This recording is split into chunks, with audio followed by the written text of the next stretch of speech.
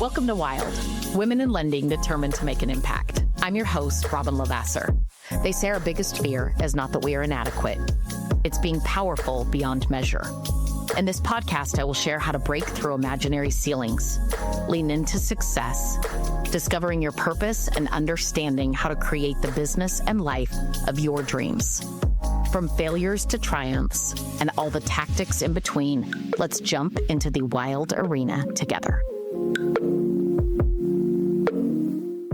Welcome back to Wild with Robin Lavasser. I am so excited I'm going to share with you some insight from not only a book, but just some stories that have really hit home. And it's a topic that I talk about frequently. And that's really, part of the premise of Wild in general, which, sorry, boys, it's women in lending and leadership, determined to, lean in, make a difference, make an impact. And that's really in my heart, what I am so grateful that I learned to do over the years. But if I'm being really honest and really vulnerable, it's not easy. I don't think it's easier for men than women necessarily. I think they definitely are wired differently than women to lean in and to ask for what they want and how they want it. It's a simpler task. And so years ago, I read a book. And it's called Lean In by Sheryl Sandberg. And there were so many great takeaways. I often mail that book out to people because it just really speaks to what our defaults are that I don't even think we realize, right? And it's not necessarily a terrible thing, but it's something to be aware of in terms of claiming our voice. I'll tell you a funny little story. I once had, during COVID, we needed to hire help into the office, and we quickly needed to add some processors, and we knew we weren't going to be able to find uber experienced people. And so we kind of went on a hunt with people that would at least have some sort of industry experience. And we were able to find a few, and they happened to apply, hence, trying to put our feelers out there. Two applied that both worked at the exact same credit union. They both did the exact same role at that credit union, and one was a male and one was a female. We interviewed both of them, and we really felt like we could train and grow and mentor and have value in both directions from hiring both of them. And so what's interesting is I sat in on the interview, and this is quite a few years ago, with my business partner and co-branch manager. And as we sat there, we asked them what they needed for wages. And ironically, the girl was first, it was not joint interviews, so they individually interviewed. And the girl literally said to us, gosh, this is what I make right now. I'd like to at least come close to that. Perfect. So we understood. Wage was okay. We were able to align with it. Then we interviewed the gentleman. I believe it was the next day. It doesn't matter that detail. And he immediately said, we said, what do you need for wage? He said, this is what I make. I need at least that, preferably $1 or $2 more in order to take the role. So when we got done, my partner and I, he's male, I'm female, we're sitting there, and he said, okay, we start to fill out the paperwork to get them both hired. And he put in the wages, not because he's a bad guy. He's not. He's incredible, with exactly what she asked for and exactly what he asked for. My heart sank. As a woman, my heart sank because I thought to myself, what a miss. And the truth is, women have these beautiful qualities of nurturing and thinking about others first. And the truth is, it's not super comfortable at all times to kind of lean in and quote unquote know our worth. And I don't even think the world is after trying to keep us small or not give us our worth, or, I'm not a victim to this reality, if you will. And I understand there are circumstances where that's actually the case.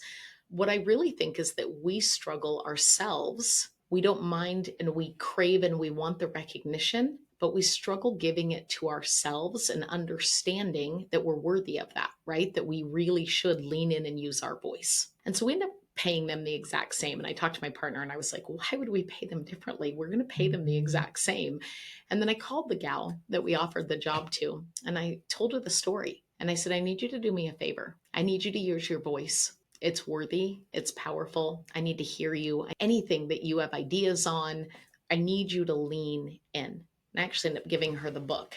And like I said, I often send that out. And so some of the things from the book, they tell a story about sit at the table, where Sheryl saw how women in a big executive meeting, she was, I believe, Google exec, and then went over to Facebook, sat at the back of the room, senior women, when Junior, in that status of the corporation, came and sat front and center at the table. Stop waiting for permission to take a seat and be okay with where you desire that seat to be.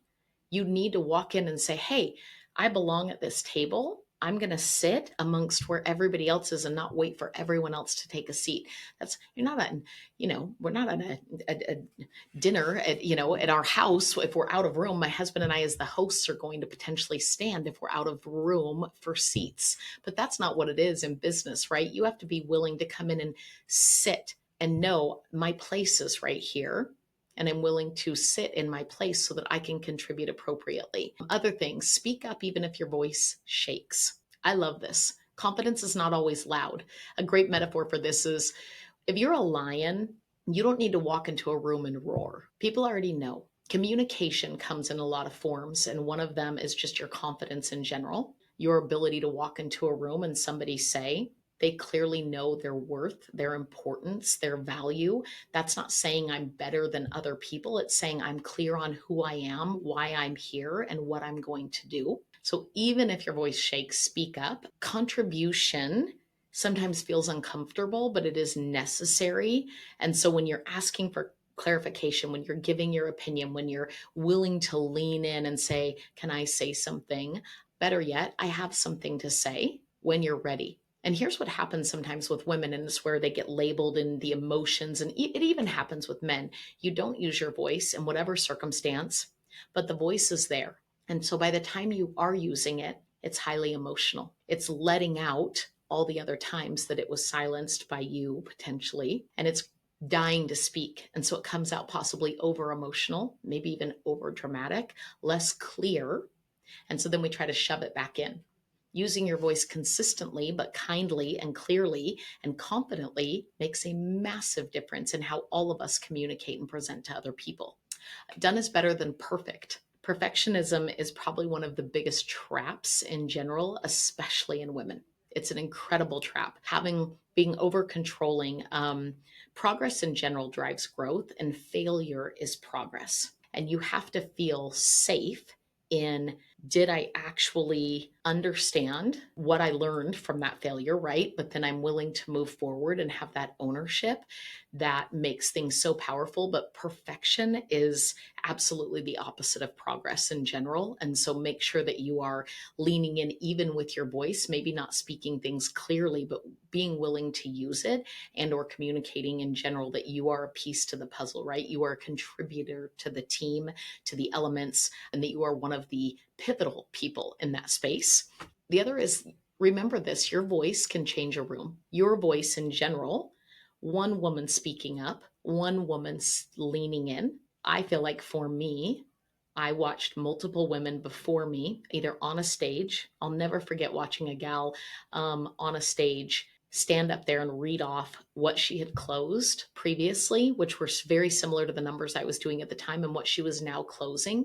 And being a wife, she didn't have children yet, but she since then has had them. And I look at it and think, thank goodness her voice was on that stage that day, because it gave me permission to find more of mine. So you are meant to be seen. You are meant to be heard. It doesn't really matter if it's male or female, but women, again, often struggle with this more than anything. Your voice matters. You have to remember, do not shrink to fit into rooms, rise to shape them. Shape the definitions of your business, your family, your friendships, your own self, because you are willing to use your own voice. If you want to, I hope that you follow me on social media, Facebook and or Instagram and LinkedIn. In addition to that, I do a call every Friday. Majority of the time it's me teaching. Sometimes it's other people throughout our organization teaching, but I promise you it's a very valuable 45 minutes. It's called Scaling Your Skills, and it's live on screen, and anybody can join, whether they are in our company or outside of our company, in lending. So we'd love to see you on that.